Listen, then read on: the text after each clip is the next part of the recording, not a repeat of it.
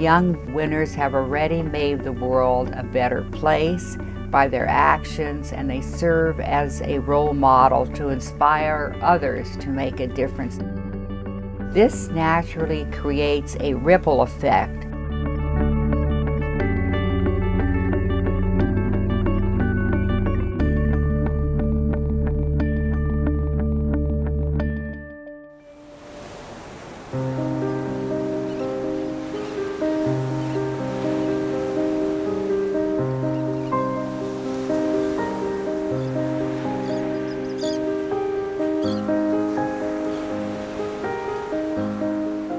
Growing up in Santa Monica, my dad's a lifeguard, and I grew up on the beach. I grew up playing in the waves, playing in the sand, and I began to see that it's becoming more and more full of plastic and dirtier, and this place that I love so much and that I see as this clean, pristine ocean is becoming full of plastic because this is what humans are doing. And so I found Team Marine and I was like, you know what, this is a way I can step in there and I can make a difference. Team Marine is a group of environmentally conscious, dedicated students from Santa Monica High School, and we travel all over California teaching people about how to live sustainably and about the problems with plastic in our oceans. The first thing is education.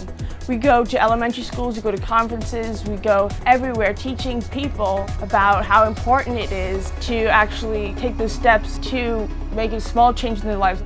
Another component of what Team Marine does is we try and get the government involved. We've gone up to Sacramento to lobby for a bill which would ban single-use plastic bags and regulate single-use paper bags throughout California. And I've personally gone up 3 times as Capwoman. It's so much fun just walking around the Capitol in a suit covered in about 1,000 bottle caps, having senators and assembly members take a double take in the hallway. And you know, trying to just bring that awareness up to the Capitol. So first we start with California, and then we move on to the entire nation, hopefully the entire world.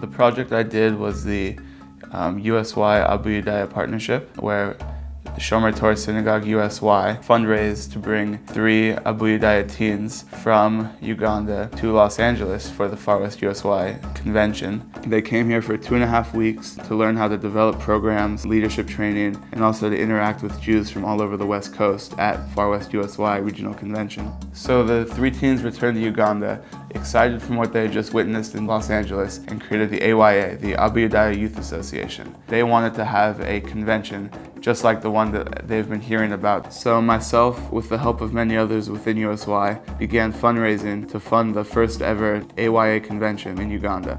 I wasn't really sure what to expect when I got there. So wonderful when to choose me, more wonderful when to choose me. East, west, down to the south, more wonderful when brothers meet, so wonderful when... At the convention, there were 200 Jewish teens from the 8 Abayudaya villages and from Kenya and northern Uganda. The convention really helped to bring these teens together to unite and to meet each other because they rarely have the opportunity to meet each other. Number 1 is to create unity among the youth, among us all. It was the first time ever that the youth of the community, they actually led all of Friday night services, all of Saturday morning services, they led the Saturday night services, they led everything for the entire weekend for the first time ever. Now the teens in the community are more excited to take on leadership roles because now they're empowered with this youth group to be able to teach others within the community.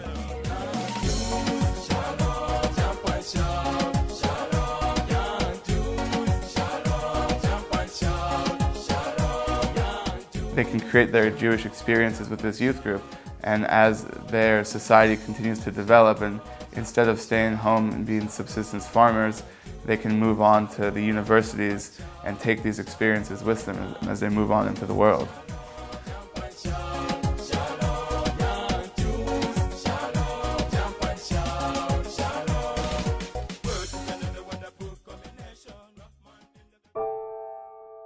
So when I became a teenager, things started to change in life like they do for everyone, and all my friends started to get into this whole idea of drugs and alcohol and partying all the time, and it became overwhelming, and I lost my best friend at the time to drugs and alcohol. You know, to me it was that he didn't have somewhere to call his own. He didn't have, you know, the loving family that, you know, some of us have. He didn't have that kind of support behind him. That's what motivates me to want Vibe to exist so badly. I don't want anyone else to have to deal with that. I don't want anyone to lose their best friend. There aren't any safe places for teens in Sacramento. There's not one place where teens can go to call their own. There's not a place where you can get resources. There's not a place where you can just hang out. I brought the idea to the Sacramento Youth Commission. We created an ad hoc committee called Safe Places for Youth. We've raised over $600,000 of in-kind donations, which we're extremely proud of. We have a space in downtown Sacramento where teens want to hang out and do hang out now. And we're getting ready to remodel the space into Vibe, into like the coolest teen lounge in Sacramento, the coolest place to be in Sacramento. As these are the like study area, so you'll have these tables and stuff, and then this is actually the computer area. We want Vibe to be a place where you can go if you're black, white, Latino, straight, gay, whatever it is, it's for you. LGBT youth should be able to feel comfortable in a space that's for everyone. We're making this more of an open, inclusive place to be where teens from all walks of life are welcome and are happy to be there and aren't feeling harassed or feeling out of place there. They feel comfortable, and that's a beautiful thing, and to see it manifest in Vibe is wonderful. We're picking up the pieces, we're putting things together, and we're creating a better and safer place for everyone to live in.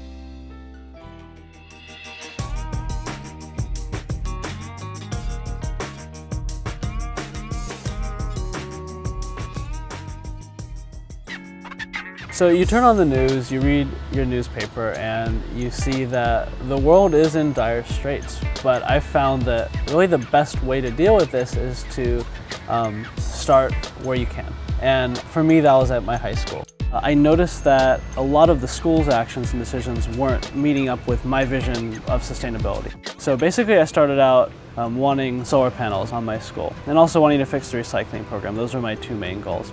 The impact that would be had by implementing a rigorous recycling program as well as installing solar panels would help out the environment as well as students and teachers in terms of more money for education. The recycling program, after instituting it, we found out in the first year we calculated we saved, just my school alone, $4,800 just in not having to pay for waste disposal fees.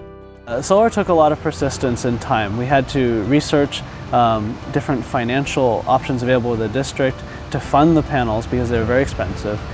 And then also just meeting with the appropriate people, trying to convince the right people that solar panels were indeed a good investment for the district. As much as we'd like to think that Foster City is ahead, which we are compared to many other cities, there are other municipalities that are well ahead of us. And as a result, the district is going to save well over $1 million a year just in energy costs, but then also it's going to save the environment in terms of the air pollutants and carbon emissions that were otherwise going to be produced by this dirty fossil fuel-based energy.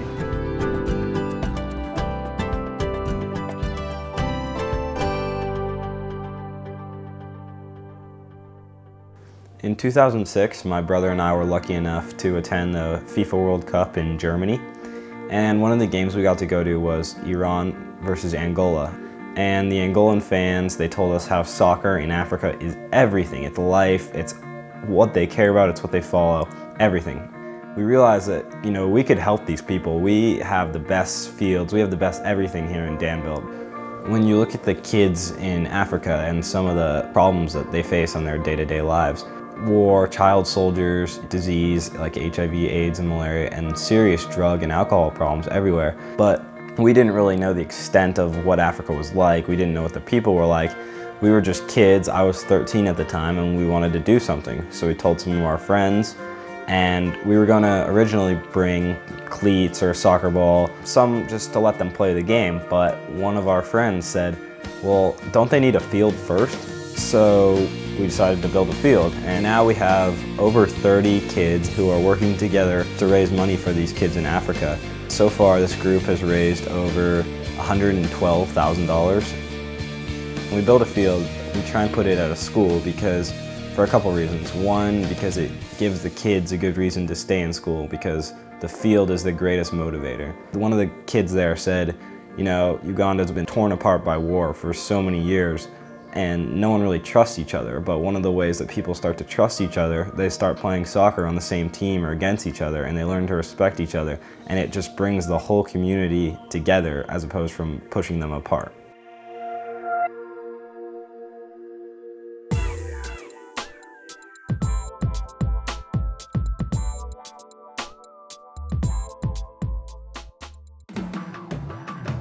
This has all been an inspiration for me, and especially when I hear these stories, I'm in awe of the Diller teens and of course now of all the Tikkun Olam awards. The lessons you learn, Tikkun Olam, how to repair the world, everything that you learn from your Jewish upbringing, it's everything you do, it comes from that, and it just basically teaches you how to do the right thing. When you stand up, others will stand up with you. If enough of us act in this way, thinking in terms of Tikkun Olam, that the world will be a pretty good place after all for my children and their children and so on. Receiving this award just gives me the confidence and ability to be able to go inspire others and to create more change within the world. It's awesome to be recognized and to be with all these other teens who are doing such inspiring things, and it really fuels you and gives you the inspiration you need to know that you are making a difference. And I hope that I can take this into my future and take Tikkun Olam into my future and really change the world for the better. For me, the most important part of being Jewish is giving back, the concept of Tikkun Olam, that we all have an obligation to make this world a better place, and that's what I plan to do for the rest of my life. What better way than to leave a legacy that have an impact on the youth for Jewish knowledge and future leaders? It's never too late, too early, or too often to demonstrate the spirit of Tikkun Olam.